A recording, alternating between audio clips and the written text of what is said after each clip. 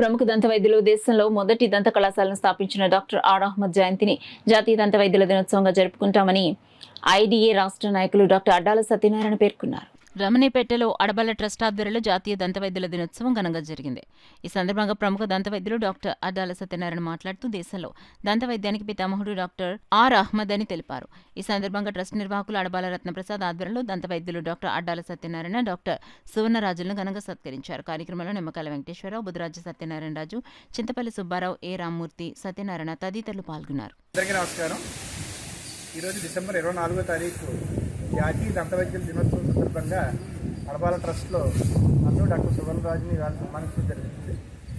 ఈరోజు డాక్టర్ రఫీద్దీన్ అహ్మద్ జన్మదినోత్సవం పురస్కరించుకొని భారత ప్రభుత్వం అలాగే ఇండియన్ డెంటల్ అసోసియేషన్ ఈరోజు జాతీయ దంత వైద్య దినోత్సవంగా పేర్కొన్నారు, పాటిస్తున్నాం. దంత వైద్యం యాక్చువల్గా ఆయన దగ్గర నుంచి స్టార్ట్ అయింది. భారతదేశం తొలి దంత వైద్యుడు ఆయన. సో ఈనాడు ఎంతో ఆధునిక దంత వైద్యంలో ఈవేళ మనందరం కూడా ఉన్నాం. అన్ని రకాల సమస్యలు కూడా పరిష్కరించగలుగుతున్నాం దంత వైద్యంలో. ఈ ఆధునిక దంత వైద్యానికి పితామహుడిగా డాక్టర్ రఫీద్దీన్ అహ్మద్ని మనం గుర్తించి ఈరోజు జాతీయ దంత వైద్య దినోత్సవం చేసుకుంటాం. ఈ సందర్భంగా మాకు ఈ ఫెలిసిటేషన్ చేసిన అడబాల రత్నప్రసాద్ గారికి అలాగే ట్రస్ట్ మెంబర్స్ అందరికీ కూడా మేము ధన్యవాదాలు తెలుపుతున్నాం. Thank you.